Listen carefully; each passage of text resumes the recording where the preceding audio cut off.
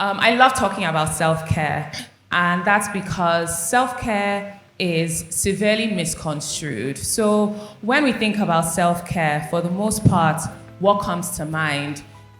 It's self-indulgence, it's pampering. You know, you might think about a spa day, massages, a trip abroad, a vacation. These are kind of the things that we think about when we're thinking about self-care. And it's reasonable to think those things because that is the way it is marketed. The most people that are marketed self-care is actually women. Why? Because women are overwhelmed, women are burnt out. But what culture and what society is doing is marketing self-care as something that is earned. Self-care is not something you earn, self-care is something you require as a woman and as a person in general, but in particular as a woman, because why? Society places so many responsibilities on us. We're expected to be so many people for so many people. Women don't just wear one hat. All of us here have to be daughters, friends, sisters, neighbors, wives, mothers, the list goes on and on, good employees. Of course, women know how hard we have to work to prove ourselves in the workplace. So there's just so much that's put on us all the time. And then this notion of self-care being something that you have to earn by striving is wrong. It's a requirement. If not, you're going to burn out. And what does burnout look like? Burnout actually affects you physically. So instead of seizing the day, you know, we've all heard carpe diem, you know, seize the day, you feel like the day is seizing you. You're just going through the day, just trying to chase the day and just trying to get through the day. And you wake up the next day and you just have to do it all over again. And you go to bed at night, you're still thinking about all the things you haven't done, all the things you have to do. And then what does that do? That signals anxiety. Women are overwhelmed, women feel anxious, women feel tired. And what happens is that all of these things now show up in our bodies. Physically, we all know now, science has proven time and time again, that stress actually starts to physically manifest in your body. And what happens is that if you do not pick a day for your body to take care of itself, your body is going to pick that day for you. And that's why self-care is so important for women.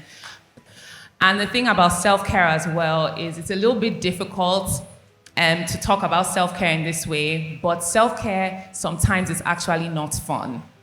And I think some of us know the things that we're supposed to do to take care of ourselves, and we avoid it because it's not fun. Like, we want the self-care of, I want to lay in my bed and watch Netflix all night and eat a tub of ice cream because that's self-care. That's not self-care. That's indulgence. Self-care is setting out a time in the morning to work out.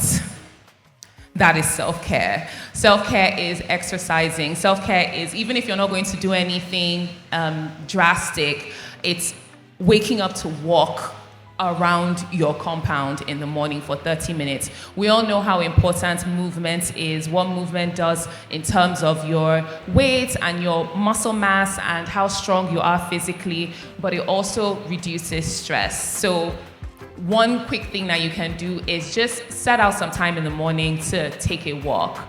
Another thing, of course, is setting out time to pray or meditate. But when you're able to kind of focus on something outside of your surroundings and look to something higher, something that inspires you and that can help you.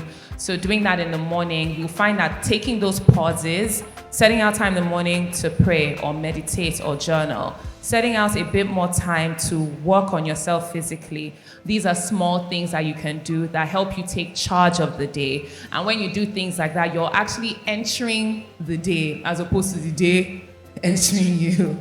So that's one thing. Another thing is even just being disciplined with yourself to try and get to bed on time. That's something that I still personally struggle with. I'm a night owl. Like, if you leave me, I can be up until 2 a.m. But when you're not getting enough sleep, it affects you physically. Self-care is not, it's not far, it's not something that's expensive, and sometimes it's not fun, it's not pleasant, but there are many things that we can do, and all of us have individual things that we know that we like. Some people like cooking. How cooking can be someone's self-care, I don't know.